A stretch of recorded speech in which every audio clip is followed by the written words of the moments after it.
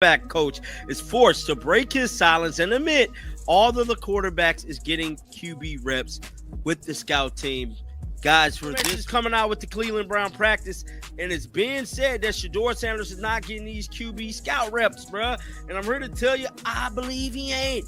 Now, quarterback coach Bill Musgrave has forced his hand into the matter because he just spoke to reporters moments ago, pretty much explaining that, you know what, all of the quarterbacks are getting their scout teams. That is so true what you said. Neither of these guys have ever not been the guy. And that happens a lot with guys who enter the NFL. They've been the starters their whole lives. And so there's a transition there. And for the first week, they did a nice job. They immersed themselves, both of them, in the game plan.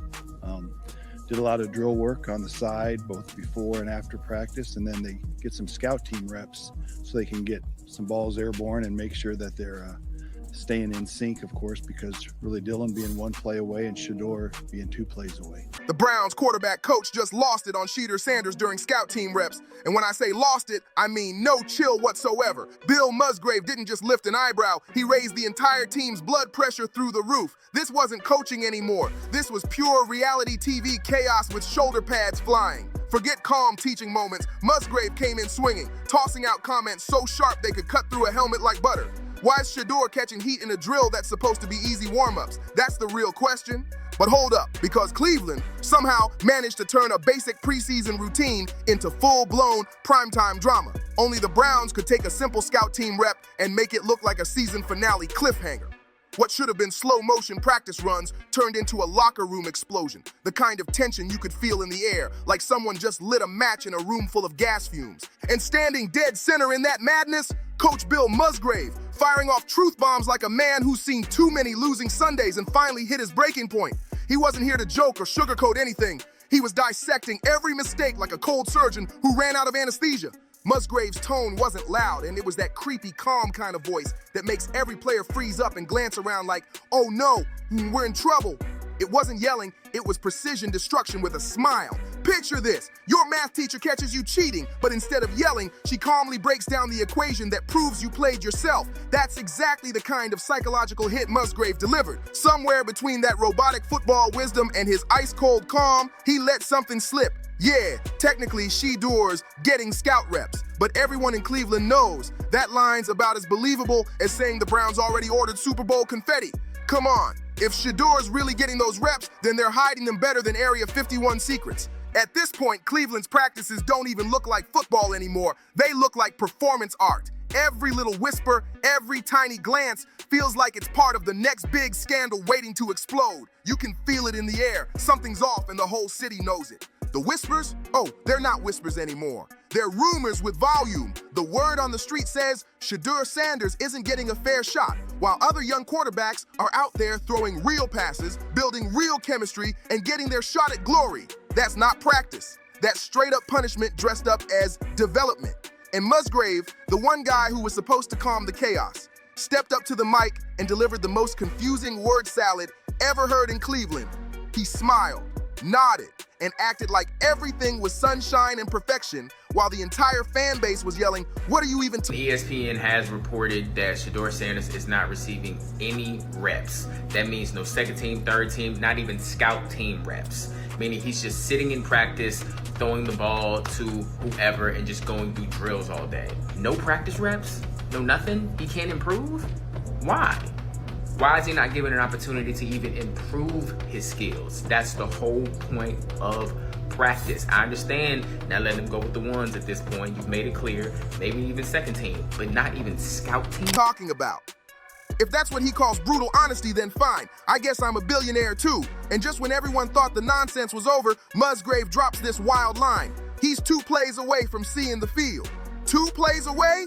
That's like saying you're 2 scratch-offs away from buying a mansion with a yacht out back. Sure, technically possible, but come on, that's pure fantasy talk. Because in Cleveland, 2 plays away translates to 2 starters getting carted off, a doctor performing a miracle, and divine intervention showing up on the sideline, all before Shedeur even gets to take one real snap. It's the NFL's version of a fairy tale, just without the happy ending. Now picture this from Shedeur's point of view. You're the son of Shedeur Sanders, built for greatness, born into the spotlight, cameras chasing you everywhere. The hype's insane, your name's buzzing across the league, and suddenly you're out here pretending to be other quarterbacks. One week you're Joe Burrow, the next you're Lamar Jackson, running fake plays like it's a high-budget rehearsal. At this point, the Browns might as well sign Shedeur up for acting classes, because clearly he's not playing quarterback. He's playing the background extra in his own career. It's like he showed up for a starring role, but someone switched the script and handed him a prop helmet instead. And just when you think the awkwardness couldn't possibly get worse, Musgrave opens his mouth again. Because of course he does. He doubles down, talking about how drill work is crucial and how studying is creative. Like standing on a carpet pretending to call plays is some kind of sacred journey to Canton. Be for real, man. That's like telling a kid shooting free throws in his driveway. Congrats, you're basically in the NBA. What are we doing here? The way Musgrave described it, you'd think Shedeur's biggest achievement this week was not tripping over a tackling dummy. He called it brutal honesty, but this wasn't brutal. This was brutal comedy. You could almost hear the laughter echoing through the fan base. And here's the wildest part. Musgrave actually tried to sell the idea that scout team duty was some kind of art form. Like every fake snap, every pretend handoff was a masterpiece, building character one imaginary touchdown at a time. It's delusion dressed as discipline. Meanwhile, Cleveland fans are glued to their screens asking, what did we just listen to? They watched a first-round storyline full of hype, legacy. That when they're running scout team offense, Shedeur Sanders is not allowed to touch a football. According to Rizzo in Cleveland, Shedeur Sanders isn't even on the field for anything. He's a bystander watching practice. And I happen to love that, because for everyone out there that was yelling and screaming about how the Browns were disrespecting Shedeur and the NFL disrespected Shedeur, if a dude can play, you find a way to play him, period, stop. So the fact that he started the season off as the 3rd quarterback, and now we're finding out he's 4th behind Bailey Zappi. And promise, get twisted into a bad football sitcom called Quarterback Purgatory. Musgrave, bless his heart, started talking about immersion in the game plan, like Shedeur was plugged straight into the Matrix. Except, no coach, he's not Neo, he's a frustrated rookie, wondering how he went from the Sanders legacy to being Cleveland's Lamar Jackson impersonator in just a few months. And here's the funniest, most painful twist. Musgrave actually made it sound like Shedeur should thank them for it. Congrats, kid, is basically what his tone screamed. You're not the starter, not the backup, not even the emergency option. You're the emergency plan. What kind of motivational talk is that? At this rate, the Browns might as well hand him a clipboard and a whistle so he can cosplay as the assistant quarterback coach. At least then, he'd finally get credit for what he's actually doing, teaching patience by living it. So after all that spin, all that creative development talk, what's the big grand conclusion from Musgrave? Apparently, everyone's getting scout team reps and everything's fine. Yeah, fine. The same kind of fine people say when their house is on fire and they're standing outside with a garden hose, because inside that locker room, the real story's leaking out. Shedeur's reps are about as rare as a Cleveland playoff win. Players are whispering, fans are questioning, and you can feel the frustration boiling just under the surface. They can keep calling it development all they want, but it looks more like delay disguised as discipline, and that's saying something. When Shedeur doesn't get a snap, it suddenly becomes breaking news. Instantly, it's drama. Instantly, it's controversy. Instantly, it's chaos. That right there tells you everything you need to know about Cleveland. They've mastered the art of turning basic football business into full-blown conspiracy theories. It's like this team can't go a single week without spinning up a brand new saga. And Musgrave's long-winded everything's great speech? Yeah, that didn't help one bit. That press conference felt less like football talk and more like a therapy session for a coach pretending everything's fine, while the building's literally cracking behind him. Reporters were firing off questions about reps, interceptions, and team chemistry. And Musgrave started answering like he was giving a TED Talk on emotional intelligence and quarterbacks. You could almost see the thought bubble floating over his head. Please, stop asking me about Shedeur. I beg you. He was dodging quarterback development, because Kevin even said, like, development doesn't stop even though you might not be the starter. What does, the development look like during the week in the building, where, again, you said, like, you talked about stuff you're doing before and after practice on the field, but, like, during the week, how are you ensuring that, like, these guys are still learning the playbook, they're really immersing themselves in understanding, and still progressing when maybe you don't get the on-field kind of validation? Yeah, there's challenges there because you're not getting the time on task and getting the actual reps. So the drill work is crucial. The studying, I call them simulations, where we do almost stand-up meetings or walkthroughs, both in the meeting room and perhaps out on the grass or even in on the carpet where we have more space. So there's ways that we are trying to be creative, and it happens with each quarterback room in the whole league at all levels. questions like a politician caught mid-scandal, sidestepping every sentence like it was a landmine. At one point, he even started talking about Joe Flacco out of nowhere, like 3 random questions deep, and suddenly we're hearing about a veteran who's not even part of the story. That's when you know the tension in that quarterback room is real.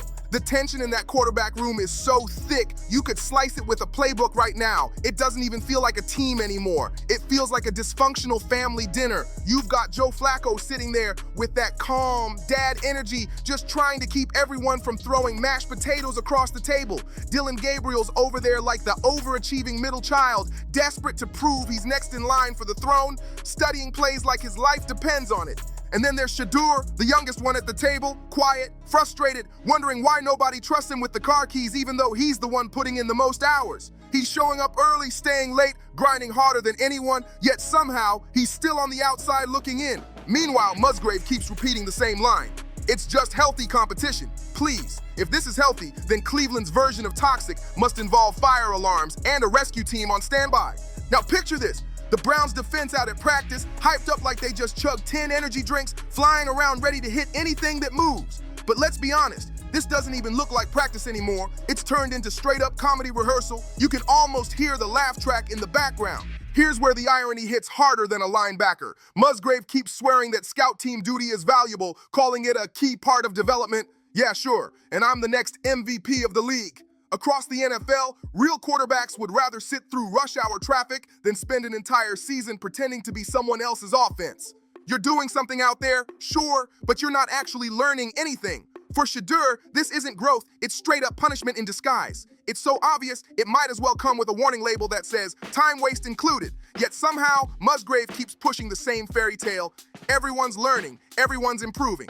Really? Because according to him, Shedeur is still 2 plays away from seeing the field, which in Cleveland language probably means he'll play when Lake Erie freezes solid into one giant margarita. The fans know it, the reporters know it, and most of all, Shedeur knows it too. That's exactly why these rumors just won't die. There's no universe where a guy with that much talent, that much pedigree... Situations were invaluable for Shedeur, for all of our offense. We got a 3rd and 1 where he had a quarterback sneak. I mean, there's just a lot of football, and that's by design, with him getting a ton of reps in this game, and then he'll get a ton of reps next week as well. That's all part of our development of our young players. And that much spotlight is actually Happy being the NFL's #1 impersonator. He's out there playing pretend while the rest of the league plays for real, and everyone can see it. You can't cage a guy who was built for prime time and expect him to smile through it forever. So naturally, the fan base has erupted. Browns Twitter right now looks like a war zone. A full-blown mix of memes, panic, and conspiracy threads flying in every direction. People are arguing, analyzing, and losing their minds over every single quote. They swear Dayon's playing 4D chess, setting up his son to get traded to a real contender where he can actually shine. And honestly, that might be the most believable theory out there. Because let's be real, the Browns have treated quarterbacks like disposable razors for years. Once one gets dull, they just toss him aside and grab another from the shelf like it's nothing. Cleveland doesn't develop quarterbacks. They recycle them, and somehow they've managed to turn one of football's most hyped prospects into a glorified scout team decoy. That's not just sad, that's the joke of the season. Use them once, toss them out, then act shocked when the cycle keeps repeating. That's the Cleveland way, a never-ending loop of wasted potential and bad timing. So when the team steps up and swears they're handling Shadeur's development perfectly, all you can do is laugh and say, yeah, sure, pull the other one. Because right now, his rookie year doesn't look like an NFL journey. It looks like a hostage situation with cleats. He's doing everything right, showing up early, staying late, grinding harder than anyone, memorizing the playbook like it's sacred scripture. And what does he get in return? Silence, benches, scout team duty, a few meaningless scout team tosses, and a friendly pat on the helmet from Musgrave. Good job, kid. Now go pretend to be Lamar again. That's not development, that's punishment with a participation ribbon. If this is what they call growth, then sitting on a park bench must be Olympic training. And the craziest part, Musgrave knows exactly how to make it sound legit. He starts throwing out fancy coach talk. Immersion, simulation, art form, like Shedeur just enrolled in some elite quarterback academy run by philosophers. But everybody watching can see straight through the smoke. The fake smiles, the stiff body language, the tight shoulders every time his name comes up, it's all right there.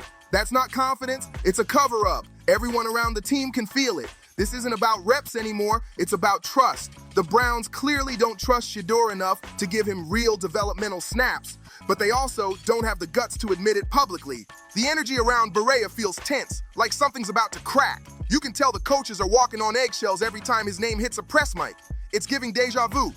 That same awkward vibe teams had when they did. At this point, y'all are saying he can't do anything right. I recently saw last week when the kicker missed his kick in the last couple seconds, Shadeur went over to give him some words of encouragement, and y'all said that he just wanted some TV time. Newsflash, the only reason why the camera was over there is because Shadeur walked over there.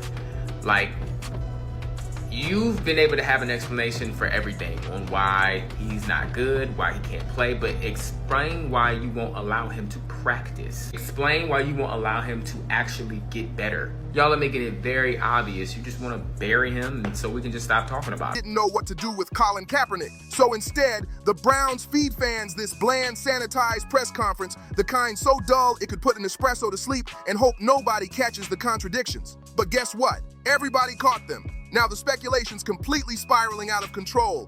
Fans are deep into the what-if game, tossing out wild theories left and right. What if Shedeur finally gets fed up and demands a trade?